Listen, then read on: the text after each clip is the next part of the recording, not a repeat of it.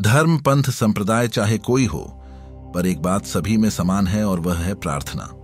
प्रार्थना क्या है और क्यों की जाती है, यह जानना हमारे लिए अति आवश्यक हो जाता है। प्रार्थना का अर्थ, बहुत से लोग पूजा और प्रार्थना में अंतर नहीं कर पाते।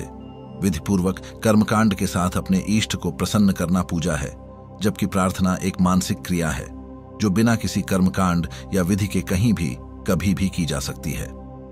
अपने इष्ट का स्मरण प्रार्थना है, उनकी अपार शक्ति का चिंतन प्रार्थना है। प्रार्थना का महत्व, आपने अपने कमरे में लगे पंखे या बल्ब को तो देखा ही होगा। कैसे काम करते हैं ये उपकरण। जब तक बिजली का प्रवाह इनमें न हो तब तक ये काम नहीं कर सकते। उस प्रवाह के लिए आप इन्हें तार से जोड़ते हैं। जैसे ही आप ऐसा करते हैं, ये उपकरण काम करने लगते हैं। इसके अलावा कुछ उपकरण बैटरी पर चलते हैं और आपको समय समय पर इन्हें चार्ज करना पड़ता है।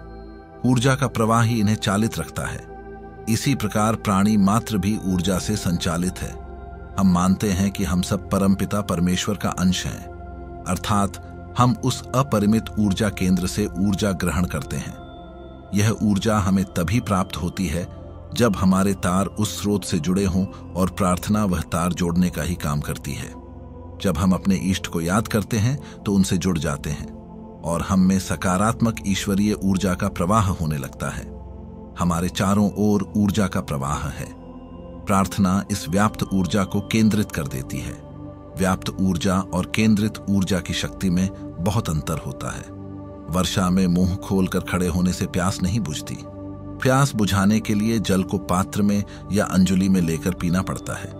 ठीक ऐसे ही व्याप्त ऊर्जा का लाभ लेने के लिए उसे केंद्रित करना आवश्यक है।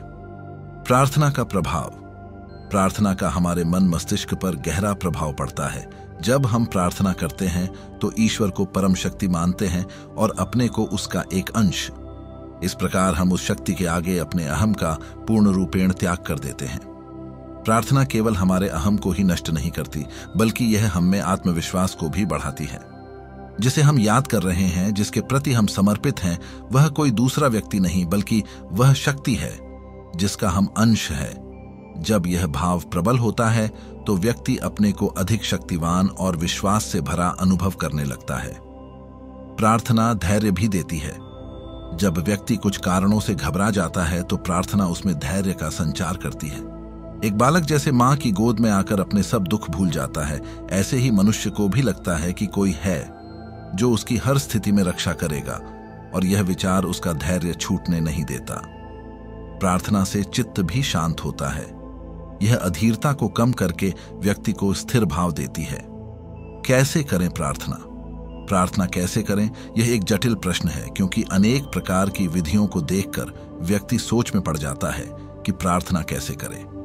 यह प्रश्न जितना जटिल है, इसका उत्तर उतना ही सरल है, और वह है जैसे जी चाहे वैसे करें। आपको जो स्तोत्र अच्छा लगे उसका पाठ करें। संस्कृत जटिल लगती है तो अपनी मातृभाषा में करें।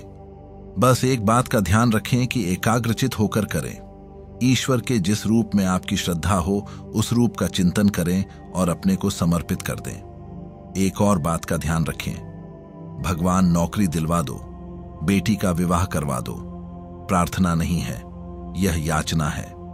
हम ईश्वर से याचना कर सकते हैं, पर उसे प्रार्थना मानकर नहीं करना चाहिए। प्रार्थना है परमपिता परमेश्वर को याद करना, उनकी स्तुति करना, उनका चिंतन करना। प्रार्थना और नियम, यूं तो प्रार्थना जब की जाए तब फल देती है, पर नियम का महत्व भी नकारा नहीं जा सकता। जो भी प्रार्थना करें, जितनी भी देर करें, एक नियम बांधकर करें।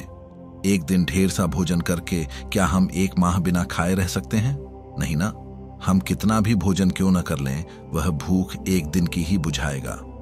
ठीक वैसे ही एक दिन बहुत देर तक प्रार्थना कर लेना कोई विशेष फलदायी नहीं होता। नियम पूर्वक प्रार्थना आपकी शक्तियों को जागृत करेगी और आपके गुणों में निरंतरता आएगी। निषेध कर्म, यदि आप कर्म से हीन हैं तो प्रार्थना आपको लाभ नहीं पहुंचा सकती। आप दिन भर झूठ बोलते हैं, पाप कर्मों में लिप्त रहते हैं, तो आप कितनी भी प्रार्थना कर लें, आपको उसका लाभ नहीं मिलेगा। छलनी में कहीं बहती नदी का जल भरा जा सकता है, उसके लिए तो पात्र चाहिए। ठीक इसी प्रकार आपको अपने को सुपात्र बनाना होगा। पात्रता धारण करने पर ही आप प्रार्थना का पूरा फल प्राप्त कर पाएंगे। पात्रता देने का काम भी प्रार्थना ही करेगी। प्रार्थना आपको सहयोग करेगी और आपको स्वयं ही अपने को उसकी मदद से हर दिन साधना होगा और योग्य बनना होगा।